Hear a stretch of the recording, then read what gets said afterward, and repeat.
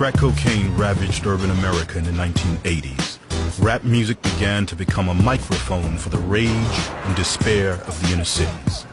That rage began to influence the music itself, and in no place like Los Angeles. So Easy told me to write a song for him. So I wrote a song called Boys in the Hood. I talked Eric into doing a rhyme. The song was Boys in the Hood. He was like, yo, I ain't never rapped before, I can't do this. So I eventually talked him into doing it. You know, he put on some dark glasses and we cut the lights down and the whole shit, you know, and he did it. The next day, you know, we had a hit record. Woke up quick at about noon, just thought that I had to be in Compton soon. You know, one day it was like, you know, we're gonna call this NWA. Niggas with attitudes. Now I don't know if Dre or Easy was the one that came up with the name, because they was together when they told me. So I was with it. I was like, cool. Before releasing NWA's first album, Eazy-E released Easy Does It, an Eazy-E solo album, written by Ice Cube, produced by Dr. Dre, and essentially made by NWA. This the real album. It's a new album. New Eazy album. Full effect. Easy royalty statement came in. So I just know that this money is about to be broke up 5 ways, you know, and everybody's gonna get paid because everybody contribute. You know, even though Eazy was the name, NWA put that record together. Okay, now a lot of people, now see, I was just confused a little bit about that. Could you explain like NWA and Eazy-E? Okay. It's an all-star group. It's all of us. Me, Dre, Yella, Ren, Ice Cube. And it was like, nah, this is Eazy money. We getting NWA money. I'm like, Eazy and NWA the same thing. It ain't no difference. And mine is me, solo. That's my album. It's by myself, solo. What he wanted to do was keep the Eazy-E money for himself, and then when the NWA record money came in, he wanted to split that and cut himself into that. So that's when it just started getting real hectic. People starting asking me questions I couldn't answer about my contract, how long am I signed, all these type of things where I didn't know. People been telling me, you know, asking me about a solo album, I should do one, but I'm all about my group, man. Established rock manager Jerry Heller was brought on to help run Ruthless Records. The good thing I like about Jerry, he don't care who hates him. You know, it's business. Don't take it personal, it's business. You know, they say the same thing about Bill Gates. They say a lot of people hate Bill Gates, but hey, if it wasn't for Jerry Heller and Eric, it wouldn't be no Dr. Dre's, it wouldn't be no Ice Cube, it wouldn't be a lot of this stuff going on now.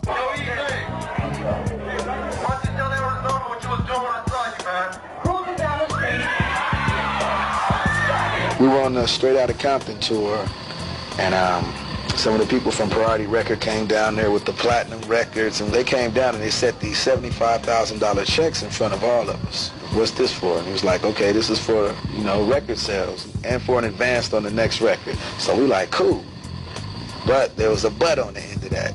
But NWA is not a group legally because there are no contracts signed. See, up until then, everything was just verbal on a homeboy level. This is what we're going to do, this is how we're going to do it, and that's it, and this is how we're going to get paid. So Jerry Heller comes in, and he goes, yo, you guys are not a group until these contracts are signed. You can't get these checks until these contracts are signed. So seeing $75,000 sitting on the table, and, you know, we some kids out of Compton. We've seen most at one time, $2 grand. So we like, okay, cool. Cube was the only smart one at the time. You know, he didn't sign the contract. They say the pen is mightier than the sword is oh so true. You know, that moment messed us up for a long time. Cube was just more business oriented than all of them, and you know, he did it right. You know, hey, I'm not signing nothing. I caught Jerry Heller, Eazy-E handing the cookie jar, and I was willing to say, you know, fuck it, I caught y'all, you know, just pay me what you owe me and we can keep on rolling. But, you know, they wanted to save face. They felt like if they paid me, they would have to pay everybody else. And, you know, so they was kind of pretty much like, fuck you, nigga, what you gonna do? Go solo?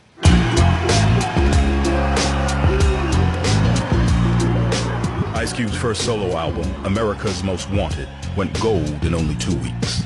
Yo, man, I'm more than happy on what's been going on. I'm more than happy with the move, more than happy to really get my career going like I wanted to go, you know what I'm saying? You said 1 million copies later, here we are, it's only 5 weeks into the album, you know what I'm saying? So, you know, I can't do nothing but be happy, you know? And some people told me, yo, I made a bad decision, what you think? When NWA split, different crews went with different people, and, you know, they was in conflict with each other. On the America's Most Wanted album, I didn't diss them at all. I didn't say nothing about NWA. Not even one word about nobody in the group. So for them to come out on they shit, you know, 100 miles and running and diss me, you know, that was their attitude. So now it's 4 'cause the 5th couldn't make it. The numbers even, now I'm leaving. You know, I did a little diss back in Jacking for Beats. And if I jack you and you keep coming, I have you march 100 miles and run. Hey, yo, this is MC Ren from NWA, and you back with me on Out West, you know what I'm saying? That fool Ice Cube put a diss on this record, yo. Hey, but why don't y'all tell them what we think about Ice Cube? You know what I'm saying? That's what time it is, you know what I'm saying? And that fool Mind is playing tricks on him on Out West. Check it out. While the first songs contain only mild disses, the beef escalates with NWA's Real Niggas. They came back and did a bigger diss on me on their album, Niggas for Life. A message to Benedict Arnold. Yo, be original. Your shit is sloppy. Get off your dick, you motherfucking carbon copy. Only reason niggas beat your record is cause they thought it was up. Trying to be like us, sound like us, dress like us. And then I came back with the Death Certificate. On his Death Certificate album, Ice Cube recorded No Vaseline, a vicious attack on NWA and Jerry Heller. Goddamn, I'm glad y'all set it off. Used to be hard, now you just went soft. No Vaseline. Living with the whites, one big house, and not another nigga in sight. I started off with too much cargo, drop 4 niggas, now I'm making all the dough. No Vaseline. Yellow boys on your team, so you're losing. Hey, yo, Drake, stick to producing, calling me owners, but you Benedict. Easy-E saw your ass and went in it quick. It was from the heart. Cause you get fucked out your green by a white boy with no Vaseline. We heard it, we was like, woo. When I first heard No Vaseline, I laughed. And the first thing I did is pick up the fucking phone. I called E. I said, hey, what's up? I said, you and Q fucking or something? After No Vaseline, shit, that was it. Now let's play Big Bank, take Little Bank. Try to diss Ice Cube, it wasn't worth it cause the boomstick fits your ass up. Made it up the ante for diss or battle records as far as we're concerned. With your manager, fella, fucking MC Ren, Dr. Dre, and yeah. But if they were smart as me, easier be hanging from a tree with no Vaseline. Just a match and a little bit of gasoline. Light them up, burn them up, flame more. So that Jericho is gone. I never knew the drama behind it would be as much a part of the success and the fame. You got the drama and the bullshit. I got the drama and the bullshit before I got the fame and fortune, you know, so yeah, I was real surprised, shocked. NWA never responded to No Vaseline, but the drama within NWA was far from finished. You know, one person decides he deserves a little bit more money than the other person, and that's when everything gets all, you know, crossed up. Don't trust no motherfuckers, because everybody in the music industry is out to get you. Several years after signing with Eazy-E and Jerry Heller, Dr. Dre also found fault with NWA's compensation practices. The white boy came in and kind of fucked it up. And his name is? Jerry Heller. I don't know Jerry either. Kind of pulled Eazy to the side and he sold out, sold his soul.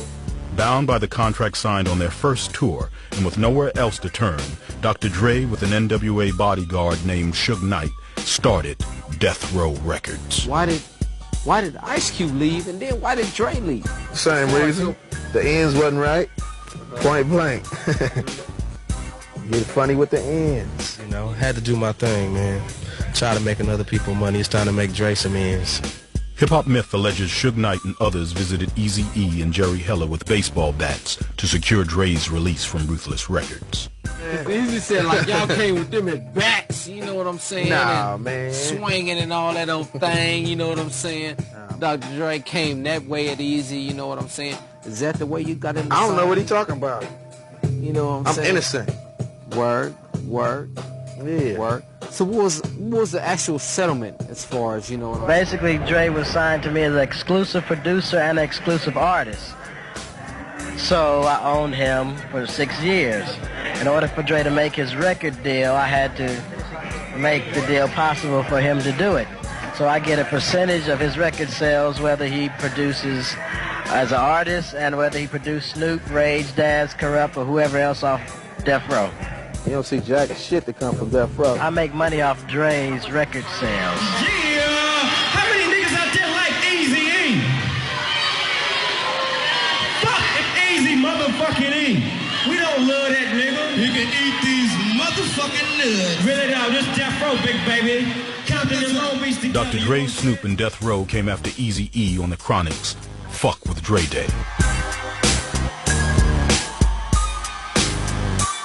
I'm directing Fuck with Dre Day. It was more vicious between Dre and Eazy because that's the first time you really got to see, like, you know, the belittling of a fellow MC, you know, in a video. The caricature of Eazy-E, the caricature of Jerry Heller. Excuse me, Dre, we're setting up the scene when we shoot Eazy-E. You want him shot with the 32 or the AK-47? Use the AK. The AK. Fully automatic. Fully automatic. Yeah. We picked the wrong nigga to fuck with. Yeah, we could do an NWA Reunion album if it's on Death Row. Mm-hmm. On Death Row. Without Eazy. Without Eazy. It's gonna be called NWE. You know? Niggas without Eazy. Eazy-E responded on wax and video with real motherfucking G's. Damn, E, they tried to fade you on Dre Day. But Dre Day only met Eazy's payday. All of a sudden, Dr. Dre is the G thing, but on his own album covers, he was a she thing. Wait, don't you remember Dre was back in the day? He used to be in a world-class wrecking crew. They used to wear lipstick, lace, mascara, biker shorts, and everything. See, a lot of people don't remember all that when he did the Cabbage Patch and the Fly and Dr. Dre. And he didn't start hollering Compton until he got with me. That's explaining how it is in Compton. Oh yeah, you remember on a song called NWA did called Express Yourself, he said, I never smoke weed or cess, because it's known to give a brother brain damage, and brain damage on the mic don't manage. Now he's smoking weed and low ride, and all of a sudden in 93 and claim to be an OG. OGs do stuff back in the day. Dre is a BG. That means a baby gangster. Journalist Kevin Powell interviewed Eazy-E for Vibe magazine just before Eazy's death in 1995. And he was deeply hurt by the belittling of him because Ice Cube had dissed him. You know what I'm saying? With No Vaseline very hard. And then Dre and Snoop dissed him. It didn't seem the way, you know, like he had recovered emotionally the way maybe Shan or KRS-One could have recovered, LL and Kool Moe and stuff like that. And I think that was the first time I began to think, like, man, this is kind of going in a different direction now. In 1995, a crew from Eazy-E's Ruthless Records visited the Dog Pound on the set of a music video. The Dog Pound, because of their allegiance to Death Row Records, were drawn into Dr. Dre's ongoing beef with Eazy-E. Actually, Eazy-E boys, they was just, I mean, me and Ricky Harris was riding around, you know, on a little go-kart thing, getting ready to shoot a scene. And they just walked up on me like, fuck the Dog Pound, you know what I mean? And my response was like, I mean, it's about 100 people around there, and one of them went behind me. So I'm like, well, either I swing now, or else I just get swung on, so.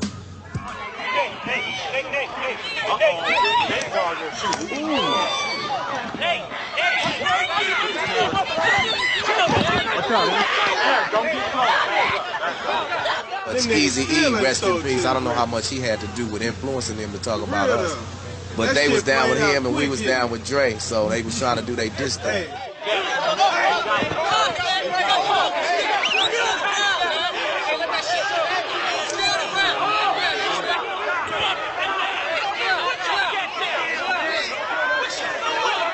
And we not trying to be no hoodlums, we out here trying to make money, because I know that day I felt real bad about what went on. It looked real silly.